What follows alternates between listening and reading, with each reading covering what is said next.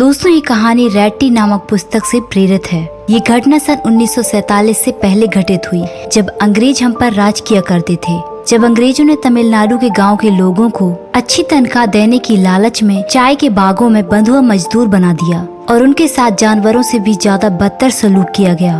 वो लोग वहाँ से भागने की कोशिश भी करते हैं, तो वहाँ उनके साथ क्या कुछ हुआ, आइए इस कहानी को और भी विस्तार से जानते हैं। हम देखते हैं कि सालूर गांव के लोग अपनी गरीबी में भी बहुत खुश हैं। गांव के सभी लोग मिलजुल कर रहते हैं। उसी गांव में एक रासा नाम का लड़का अपनी दादी के साथ रहता है। वो अपने गांव में सबकी मदद करता है। वो गांव के हर एक घर से थोड़ा थोड़ा अनाज मांग कर इसी तरह वो अपनी दादी का घर चलाता है। उसके पास ही एक मीना नाम की लड़की का घर है। मीना और रासा एक दूसरे को पसंद करते हैं। रासा की अच्छाई को देखकर कुछ लोग उसका मजाक उड़ाते हैं, लेकिन इन सब से मीना को कोई फर्क नहीं पड़ता। आज गांव में धावन और नंदिनी की शादी है। गांव के सब लोग नाच रहे हैं। ऐसा लग रहा है जैसे ये शादी नहीं, कोई उत्सव है। अगले दिन रास्ते में एक आदमी गुजर रहा था। तभी वो रासा को अपने पास बुलाता है। वो रासा से उसके गांव का नाम पूछता है।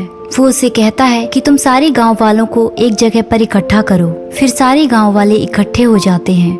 वो आदमी अंग्रेजों का मुनीम था, जो अंग्रेजों की तरफ से कोई खबर उनके लिए लेकर आया था। फिर वो सबसे कहता है कि मेरे पास आप लोगों के लिए काम है। आप उस काम से कुछ ही महीनों में बहुत अच्छे पैसे कमा सकते हैं और आप अपने बच्चों को बेहतर जिंदगी दे सकते हैं। काम भी बहुत आसान है, बस तुम लोगों को चाय के बागों में काम करना है। यहाँ से पैदल 48 दिनों की यात्रा के लिए हमें निकलना होगा। वहाँ तुम्हारे रहने खाने सब कुछ का इंतजाम किया गया है। जो वहाँ जाने के लिए तैयार है वो सब इस कागज पर अंगूठा लगा दें। वो सब इस बात को सुनकर बहुत ही ज्यादा खुश थे और एक एक करके सब लोग उन कागजों पर अपना अंगूठा लगा देते हैं। नंदिनी धावन को अंगूठा लगाने से रोकती है, क्योंकि उनकी नई नई शादी हुई थी और वो वहाँ नहीं जाना चाहती थी। धावन फिर भी गाँव के लोगों को देखकर वो भी अंगूठा लगा देता है। वहाँ जाने के लिए गांव के कुछ ही लोग थे जो नहीं जाना चाहते थे।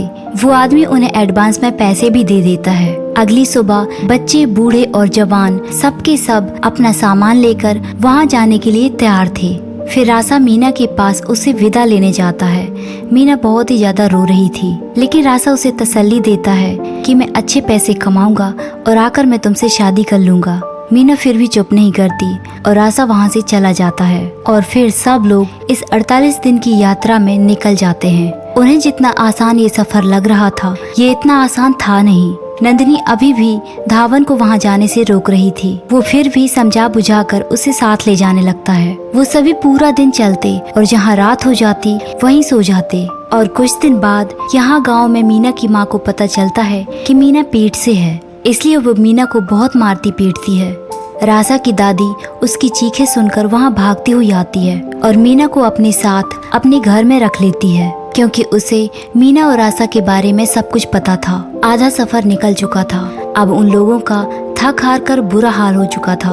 उन्हीं में से एक आदमी हिम्मत हार जाता है और वहीं पर गिर जाता है। वो औरत अपने पति को बचाने के लिए उस मुनीम से मदद मांगती है, लेकिन वो कहता है कि ये मर चुका है और इसे छोड़कर हमें यात्रा में आगे बढ़ना होगा। सभी गांव वाले उस आदमी को वहीं छोड़कर उसकी पत्नी को अपने साथ लेकर यात्रा में आगे बढ़ जाते हैं। वो आदमी अभी मरा नहीं था, लेकिन वो उसे इसी हालत में वहाँ छोड़ जाते हैं और इस तरह 48 दिन के बाद वो अपनी यात्रा पूरी करके चाय के बागों में पहुँच जाते हैं। अपनी मंजिल तक पहुँचकर सब बहुत खुश थे।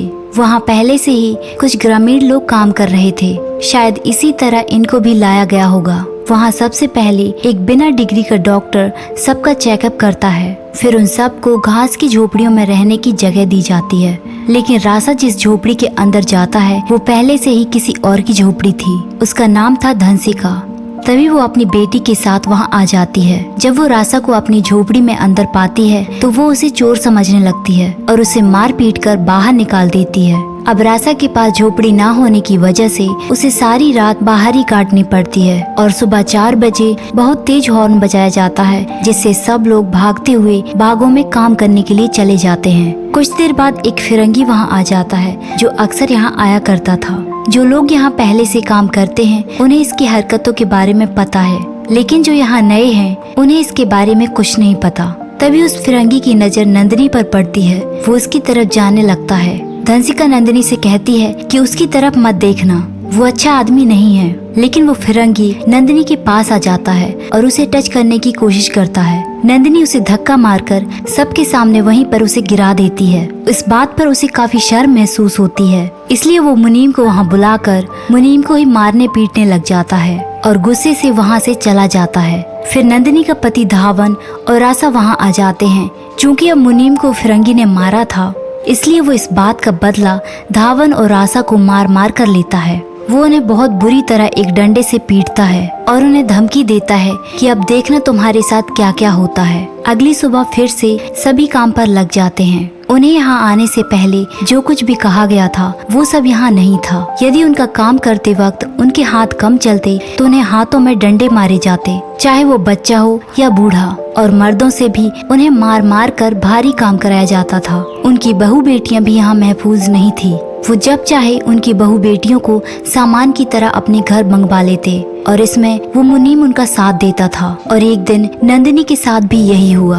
धावन और नंदिनी बहुत रोते हैं। वो कहता है कि यदि मैंने तेरी बात मान ली होती तो आज हमें ये दिन ना देखना पड़ता। हम अपने गांव में कितने खुश थे, वहाँ हम एक रोटी कम खा लेते, लेकिन हमारे गांव में चैन और सुकून था। धनसिका अकेली होने की वजह से वो अपनी बेटी को संभाल नहीं पा रही थी, इसलिए रासा उसकी मदद करने लगा। उसकी बेटी उसे मामा बुलाने लगी। कुछ महीनों बाद रासा के लिए एक चिट्ठी आई। वो आदमी उसे चिट्ठी देने के लिए पहले पैसे मांगता है, लेकिन रासा के पास कोई पैसे नहीं थे, इसलिए वो धनसिका से उधार पैसे लेता है। उस चिट्ठी में लिखा था कि रासा पिता बनने वाला है। ये बात सुनकर सब लोग हैरान रह जाते हैं कि रासा की तो शादी ही नहीं हुई और वो सब लोग उसका मजाक उड़ाते हैं। लेकिन रासा इन सब की परवाह किए बिना बहुत ही ज्यादा खुश था। इस तरह एक साल गुजर जाता है। अब सबको तनख्वाह मिलने वाली थी।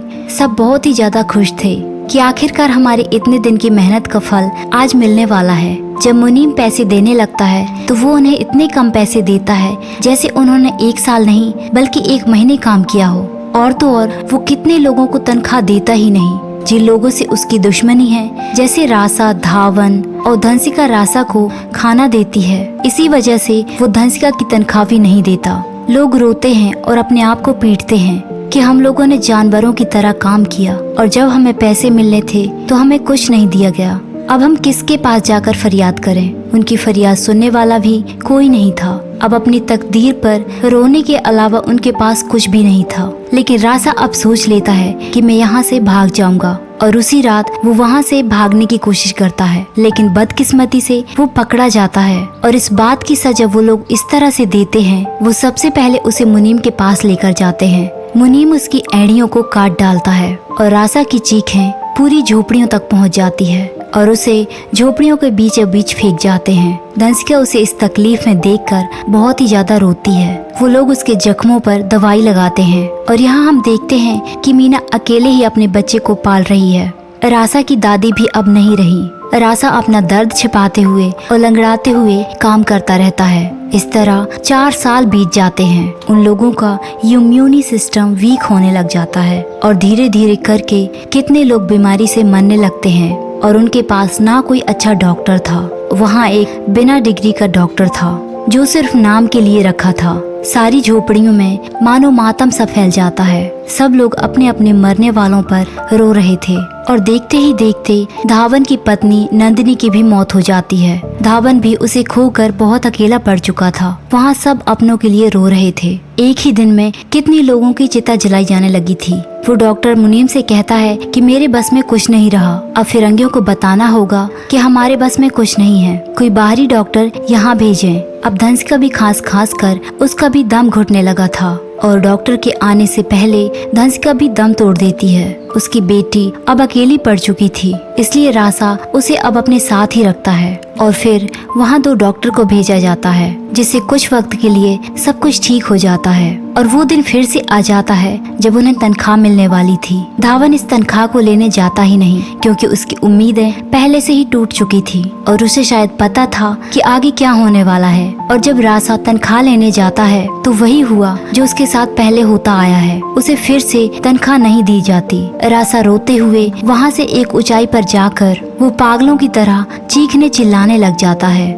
उसके चिल्लाने से साफ पता चल रहा था कि वो अंदर से कितना सताया गया है। वो पागल सा हो चुका था, रो रो कर अपना दर्द बयां कर रहा था। तभी गांव के कुछ ग्रामीण लोग भी वहां आ जाते हैं। जिस तरह से रासा के गांव वालों को लाया गया था उसी तरह उन्हें भी लाया गया है।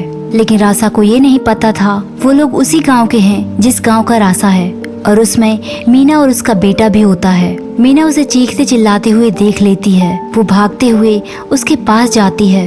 रासा भी भागते हुए उसके पास जाता है, लेकिन वो मीना और अपने बेटे को देखकर बिल्कुल भी खुश नहीं होता। उसकी वजह भी शायद साफ थी कि वो खुश भी किस वजह से हो। जो उसका परिवार उसके लिए आया है, पता नहीं उसके साथ कल क्या होने वाला है। जो हाल नंदिनी का हुआ, जो हाल धनसिका का हुआ, क्या पता आगे उसकी पत्नी का भी यही हाल हो। इसलिए रासा रोता ही रहता है। इस तरह ये कहानी यहीं खत्म हो जाती है। दोस्तों, ये कहानी सच्ची घटना पर आधारित थी। ये कहानी बंधुआ मजदूरों की थी जिन्हें सालों साल किस तरह यातनाएं दी गई। दोस्तों, ये मूवी तमिल में थी। ये मूवी कहीं भी मुझे हिंदी में नहीं मिली और इसके सबटाइटल भी मुझे इंग्लिश में नहीं मिले। इसलिए ये मूवी मैंने सुनकर नहीं बल्कि देखकर एक्सप्लेन की है। यदि हमारी एक्सप्लेनेशन आपको अच्छी लगी हो तो वीडियो को लाइक कीजिए, ज्यादा से ज्यादा हमारे चैनल को सपोर्ट कीजिए और चैनल को सब्सक्राइब कीजिए। Thanks for watching.